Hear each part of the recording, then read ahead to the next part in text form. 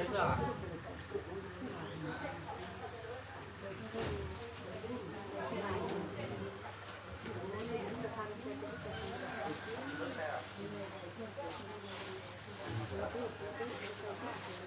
มเกิดใหญ่หวังให้เจ้าเฝ้ารักษายามป่วยไข้หวังให้เจ้าเฝ้ารักษา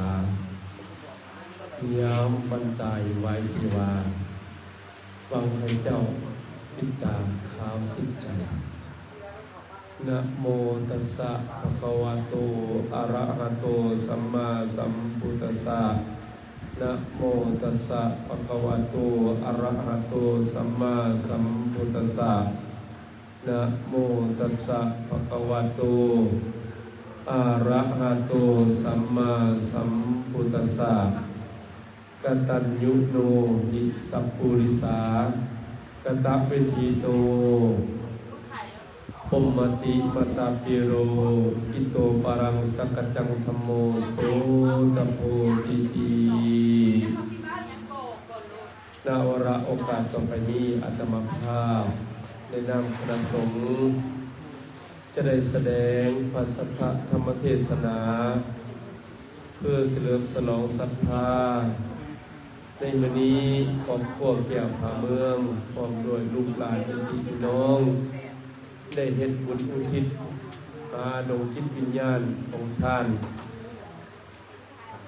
พันโทกิสันแก้วผาเมืองที่จากลูกจากหลานไปจากผู้จากผู้ไปอย่างบ่มีวันกลับมาในมื้อนี้ผู้เป็นลูกเป็นหลานผู้เป็นเพื่อนมิตรสหายได้มาเต่าร่วมอยู่สถานที่นี้แสดงออกซึ่งความคิดฮอดความคิดถึงความอาลัยอาวรณ์ต่อจากนี้ไปพวกเขาบ่เห็นเพิ่นแล้วท่านพันโทกิสันจากพวกเขาไปแล้วดังนั้นเฮาท่านทั้งหลายแสดงออกซึ่งความห่วงใยความอาลัยอาวรณ์ก็ดีความคิดฮอดคิดถึงก็ดีในทางพระพุทธศาสนานั้นเพิ่นแนะนำให้เฮ็ดบุญเพิ่นแนะนำให้เฮ็ดกุศลเพื่อเป็นเครื่องเตือนสติและนึกถึงผู้ที่ล่วงลับไปแล้ว2ในทางพุทธศาสนาเพิ่นเชื่อว่าเมื่อเฮาเฮ็ดบุญนั้นจะไปถึงผู้ที่จากโลกนี้ไปเพราะว่าในโลกหน้านั้นจะบ่มีให้ไถนาจะบ่มีเครื่องทรัพย์สมบัติเหล่านี้อาศัยแต่บุญกุศลผู้เป็นลูกเป็นหลานได้อุทิศหมายทานไปให้จึงได้รับหรือว่าง่ายๆว่าอยู่ทางภายภาคหน้านั้นบ่มีเวียกเฮ็ดงานทำต้องอาศัยผลกรรมผลบุญที่เฮาเป็นมนุษย์เฮานี้ได้อุทิศให้หรือว่าเฮาสะสมให้ถือว่าเฮามีบุญดังนั้นมาในมื้อนี้โดยเฉพาะท่านพันโทกิสันนั้นก็เป็นพนักงานผู้หนึ่งที่ตั้งหน้าตั้งตาพัฒนาในด้านเวียกงานทั้งราชการก็ดีนอกจากนั้นท่านพันโทกิสันยังเป็นหัวหน้าครอบครัวที่นำพาลูกพาหลานสร้างฐานะครอบครัวของเพิ่นโดยเฉพาะชีวิตและผลงานของเพิ่นนั้นตั้งแต่เพิ่นแต่น้อยถึงใหญ่นั้นเพิ่นนั้นได้พัฒนาตัวเองจากบ้านเกิดเมืองนอนได้มาทำเรียนศึกษาอยู่นครหลวงเวียงจันทน์ได้เข้าเป็นพนักงานถือว่าเพิ่นเป็นบุคคลหนึ่งที่มีความรู้ความสามารถได้รับการมอบหมายจากภาครัฐได้เป็นพนักงานจนได้ยศพันโทและได้เป็นผู้หนึ่งที่ตั้งหน้าตั้งตา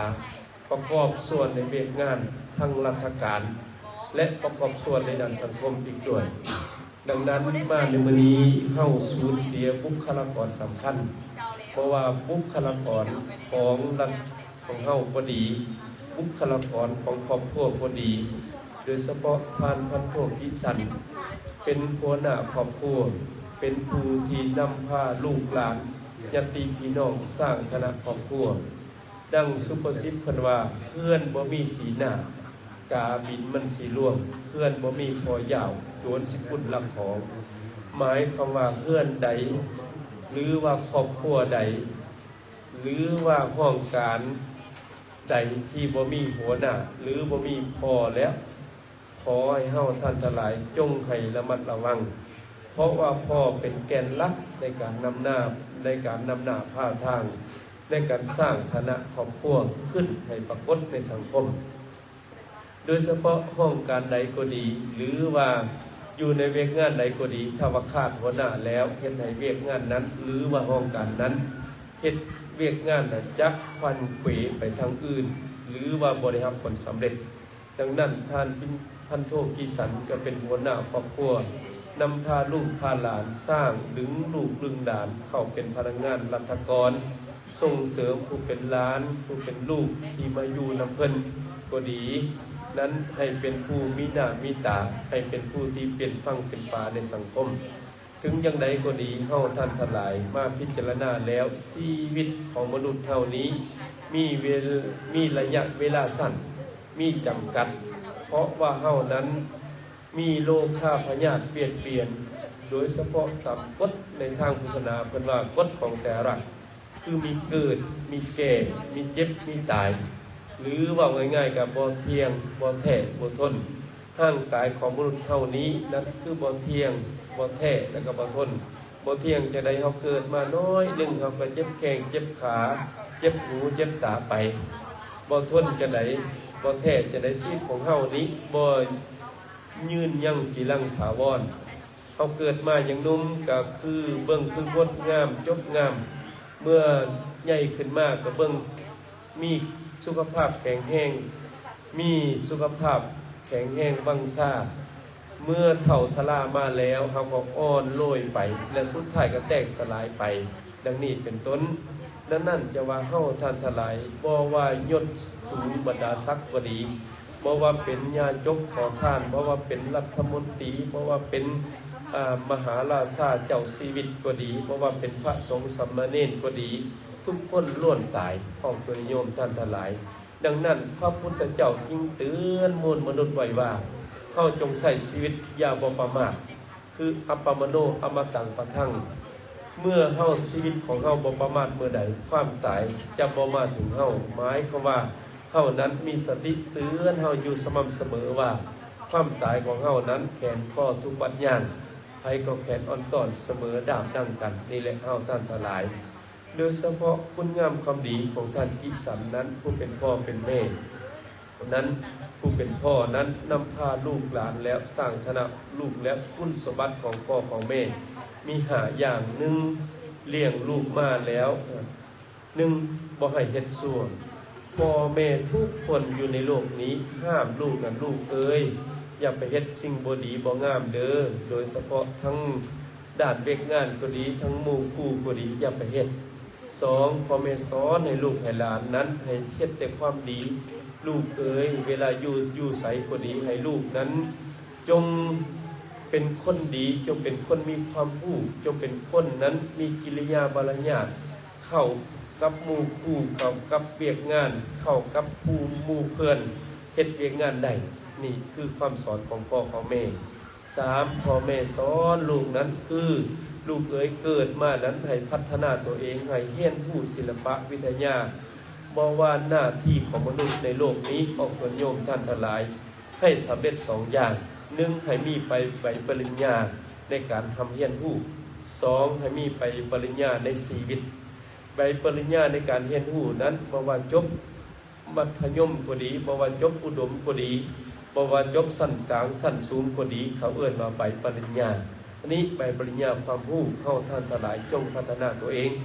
สองใบปริญญาชีวิตทุกคนต้องมีใบปริญญาชีวิตนั้นเฮาต้องมีความสุขความเจริญในชีวิตเพราะว่าชีวิตของมนุษย์เฮานั้นมีชีวิตเดียวบ่มีสองชีวิตบ่มีในโลกนี้จะกลับมาว่าโอ้ขน่อยเกิดมาสองชีวิตได้อาจารย์ผ่านมาก็บ่มี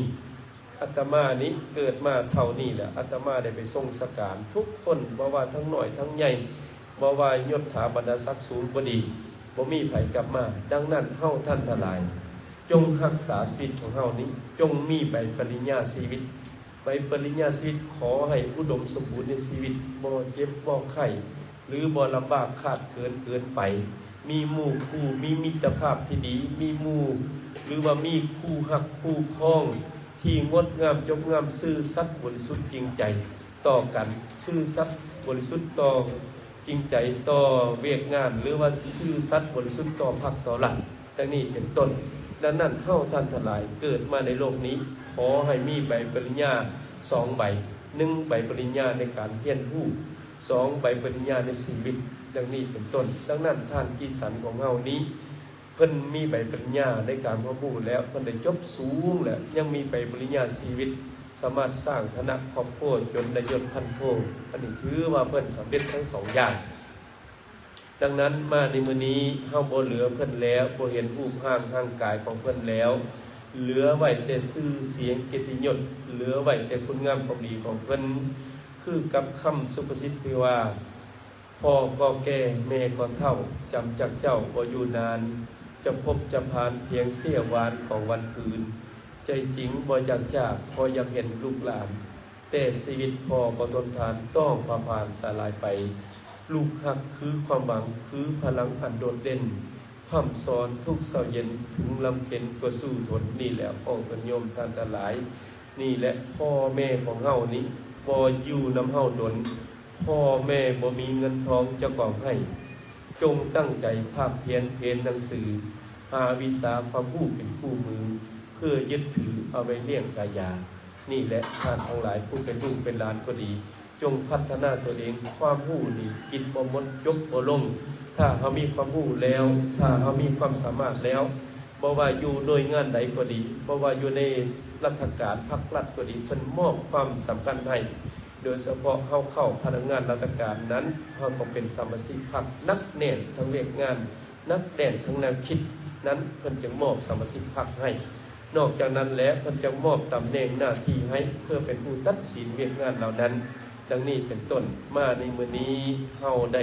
เสียบุคลากรสำคัญแล้วยังเสียพ่อเฮือนยังเสียบุคคลที่นำหน้าพาทางอาตมาหวังว่าพ้องตัวนิยมท่านทั้งหลายจงเรียนรู้คุณสมบัติ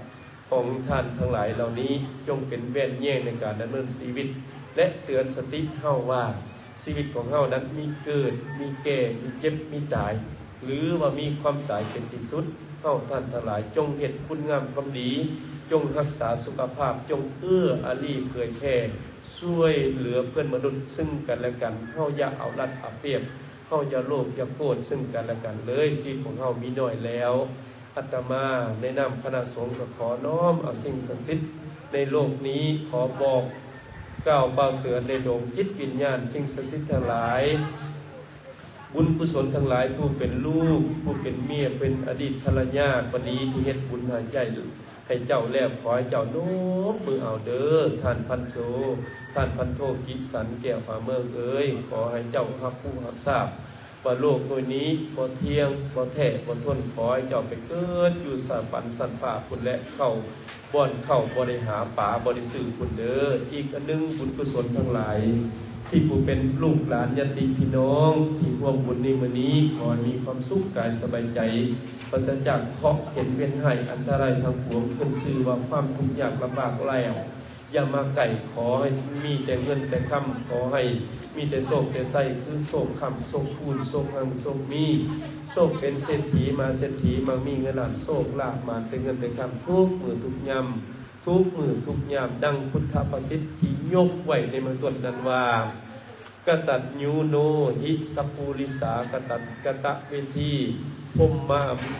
มาติมาตาเปโรแปลเป็นภาษาลาวง่ายๆว่าบุคคลดีหรือว่าคนดีนั้นผู้จับความกตัญญูกตเวทีพมมาตาปิเตโรพ่อแม่นี่เป็นพมของลูกนิทิตังก็เสด็จบรบวนสมควรเท่านี้ก่อนแล้ว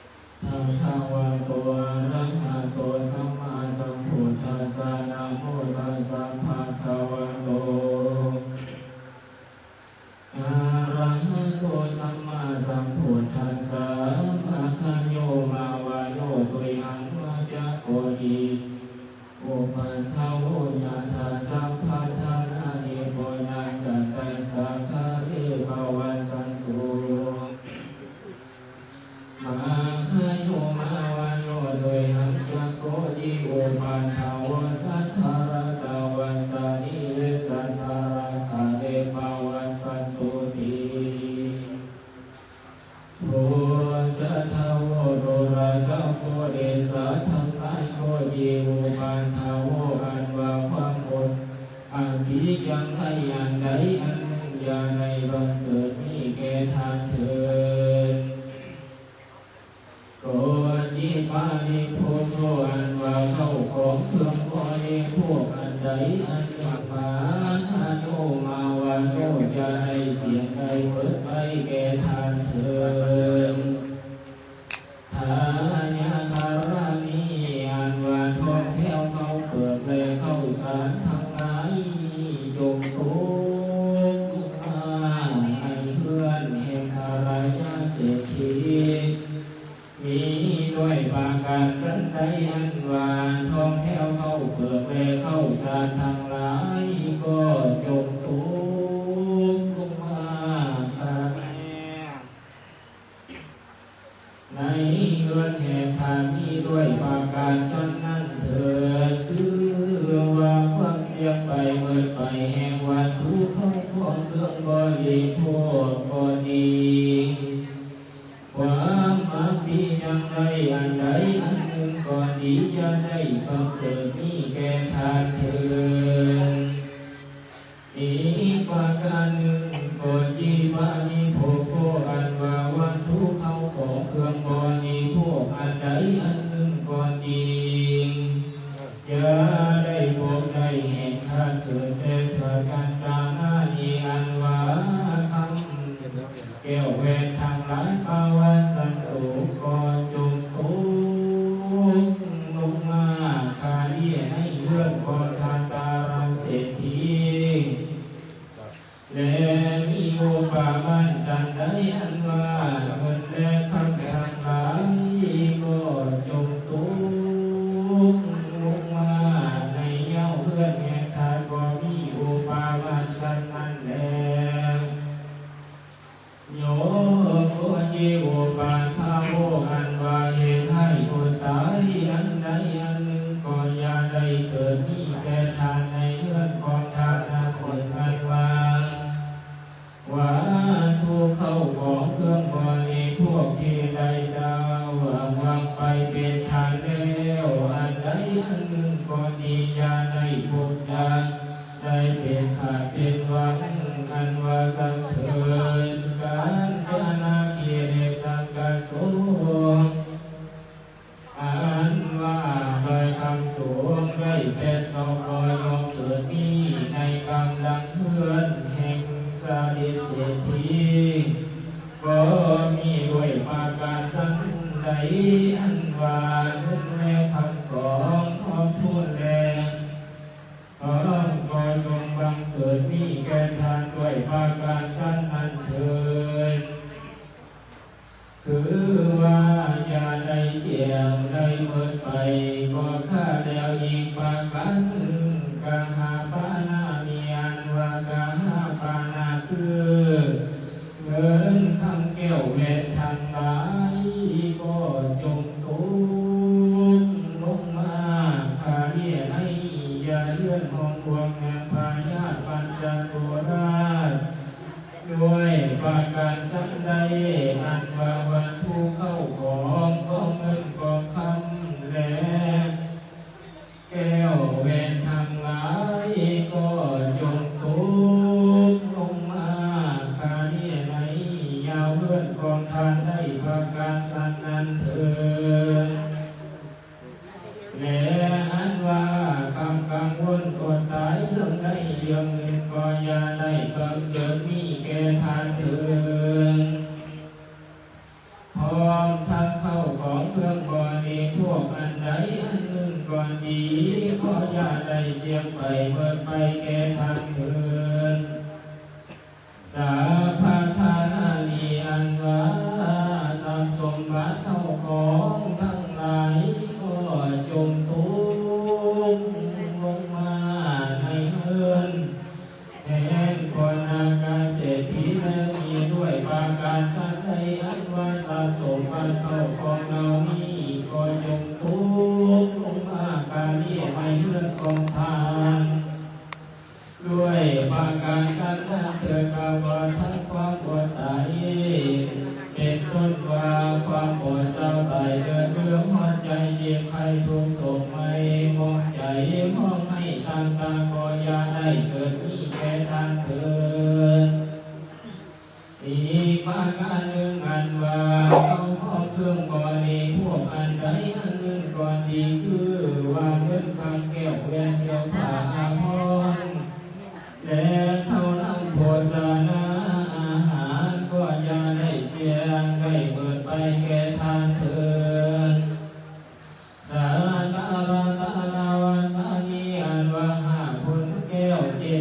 การก็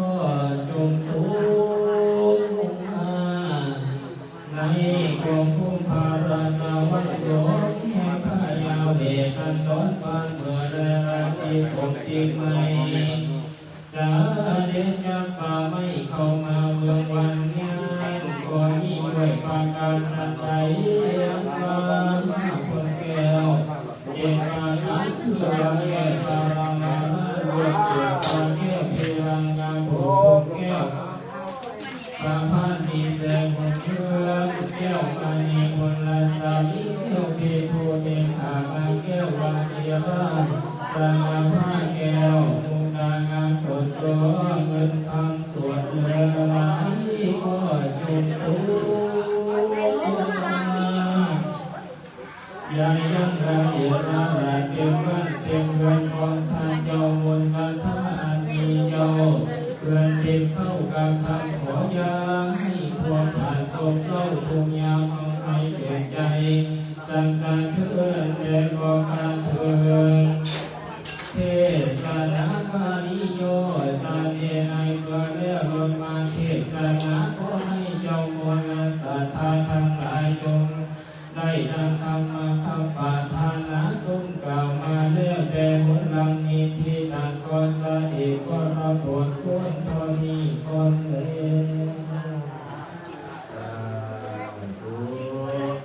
มีข้องเลยเด้อข้องของมันเด้อ